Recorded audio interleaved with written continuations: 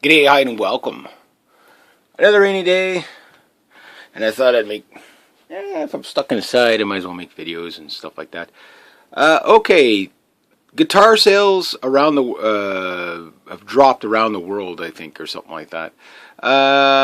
They're down. There's only like about 1 million guitar sales ish, around 1 million guitar sales in the United States a year right now.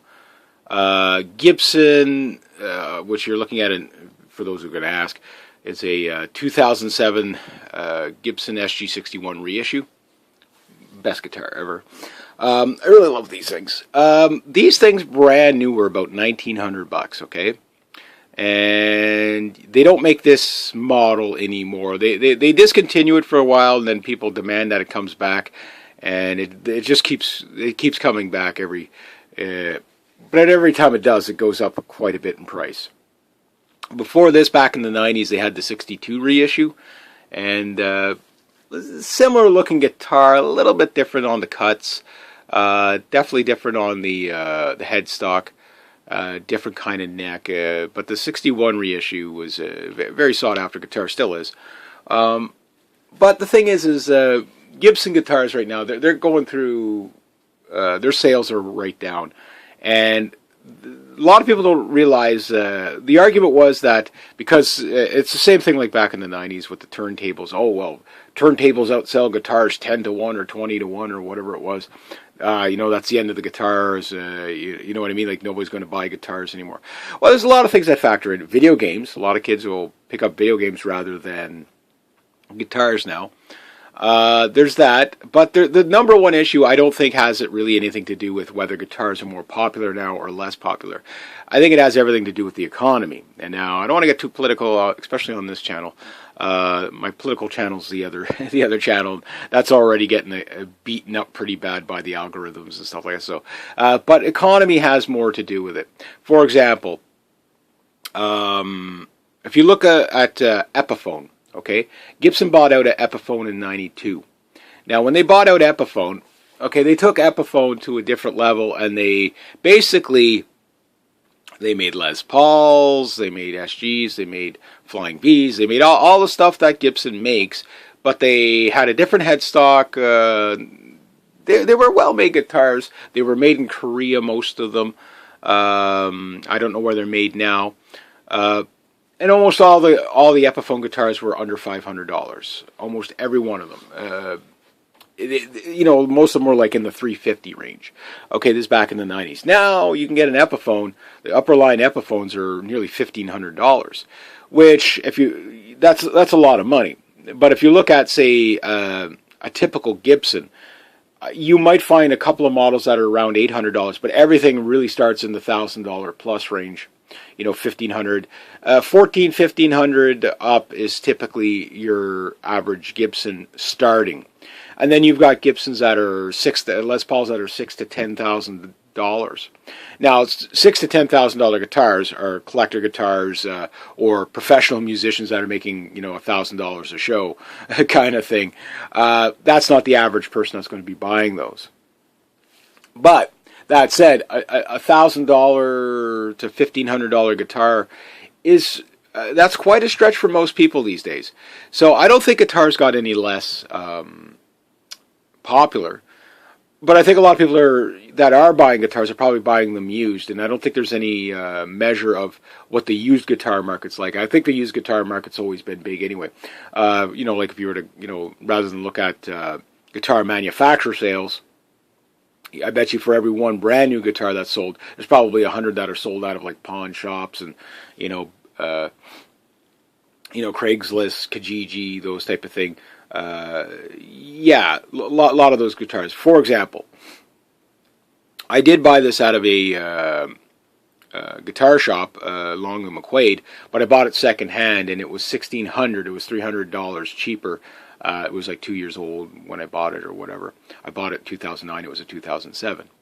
And my SG3 sitting over there in the corner, it was around $1,600 new. It was a hell of a deal for that guitar, because it was so much guitar for the money. If you knew what you're getting, right? And with these, I know what I'm getting. This is like my benchmark guitar. not everybody's going to agree with me on this, and I know that. But this is a guitar that it fits me so well. Yes, there are guitars that play slightly better than it for shredding, but they don't chord quite as well. There's guitars like Telecasters tend to be really great chording guitars because the necks are a lot narrower, but they're not as great to shred on. This is the guitar that it's so well balanced all around in the sense of playability. Any style you can think of, you can play it on an SG, and it seems to adapt to everything. It's just one of those guitars where some guitars just don't seem to adapt to everything, and this guitar does. And not only that, I've always been a fan of the style. But it's a great guitar, but it's an expensive guitar. Now, mind you, I've had this guitar since 2009. That's 9 years ago. Okay, it's now 2018, right? That's 9 years. So that's a long time, even at that price. That's a long time to hang on to a guitar, and I'll probably have this guitar till the day I die. I'm going to be buried with that guitar. This guitar, I'll show you here, my Jackson Flying B, was about $4.99 plus tax. I don't know what it was. I can't remember. Maybe it was $4.50 with tax or whatever. Okay, most people are going to be buying guitars in that kind of price range. Okay, so that won't necessarily drop your sales, but will drop the amount of billions and millions spent on it, because people are now probably buying cheaper guitars. Why? Because the economy stuff. And there's another angle too, is that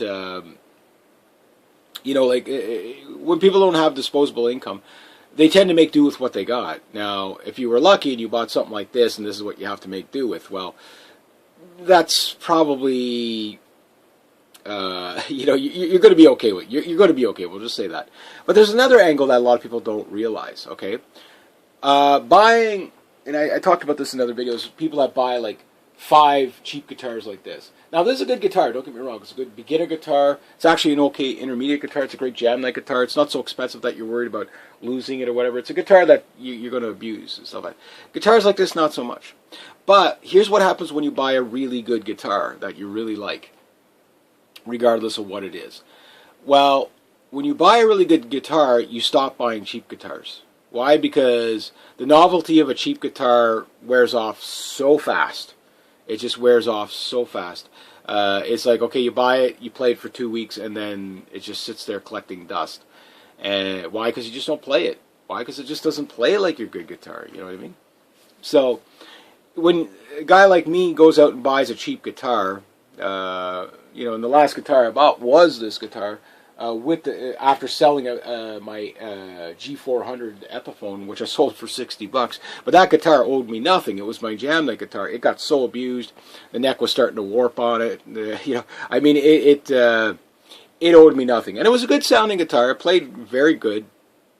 It was a great beginner guitar, and it wasn't too expensive. It was under, I think at the time, it was well under $300. Brand new when I bought it, so, and you could buy those things used. Like I say, I sold it for $60. So, people that are tight on cash, they're going to buy the used guitars, right? And there's lots to be had. But when you buy a good, expensive guitar, you tend to wean the herd a bit by either getting rid of the cheap guitars, because you don't play them anymore. And I've owned 40 guitars in my lifetime. This is guitar number 40. I do plan on buying more, but it's like, I go into a guitar shop and I grab just about every guitar off the wall and play it. And when I play it, it's like, okay, that's neat. And then I go home, oh, geez, I really want the guitar. But the more I start thinking about it, it's like, it convinces me not to buy it. Why? Because I've already got a good guitar. The novelty is going to wear out. Unless it's a collector thing, I get that. But a lot of times it's like, okay, well, you have 25 guitars, great. You play 3 of them. You know what I mean? It's really, it does get a bit cluttery after a while, and especially with the cheap guitars, you can't just, you got to justify the expensive guitars sitting around, because it's like, well, in the future they're going to probably be worth more. Probably be more than you paid for them at some point, depending on whether they reissue them or not, that model or not. So, yeah, I can understand collecting guitars like that. But even at that, some used guitars that, most people aren't guitar collectors, they're players. And usually what will happen is they'll sell one guitar or trade a guitar for another guitar. And so the collection never really goes up, never really goes down. and it's on the used market, like I said, so there's no way to vet how many guitars are actually being sold a year.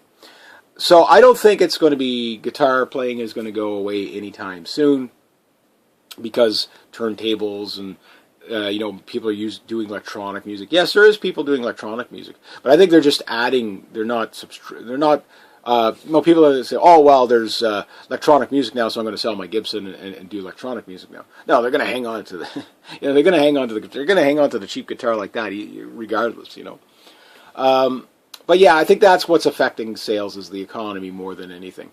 Back in the 90s, I remember it was the same thing. Oh my God, on MTV, it's like, turntables are the thing, so because people are doing turntables, oh, it's killing guitar and bass players, stuff like that. And it's like, there's no shortage. There's no shortage of guitar players on the planet. There is no shortage.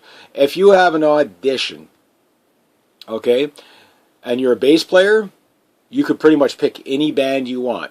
If you're a guitar player, you're going to have to fight your way to the front door. You know what I mean? Like, because for every one bass player, there's about 4,000 guitar players. That's probably an accurate estimate. I know at one point people were estimating 500 to 1, but I think it's more like if you want to get into a band and you can't seem to find a band, pick up a bass. Trust me. There's many a guitar player picks up a bass just to get into the band, It's like, it's the easy route, right? And then sometimes they become good bass players. I'm actually not a bad bass player. I play, pretty good bass. I play a bass player, not like, I'm more of the school of Jaco Pastorius, Steve Harris, Billy Sheehan kind of crowd when it comes to bass. So it's like, okay, bass isn't my primary instrument, but I play it, with the concept of being as, not just a guitar player with a pick playing bass. I try to take it above that. I try to really get the, Steve Harris kind of four fingers going and stuff like that. It's tough, but it's fun. But anyway, yeah, guitar sales, that's my take on it. They're not going anywhere. It's just the economy's tough. And people are probably buying more used guitars, hanging on to guitars they have, making do with what they got, rather than being, it going the way of the dodo. The rock and roll guitar will never die. All right, have yourselves a great day. Make sure you subscribe and hit that like button and share.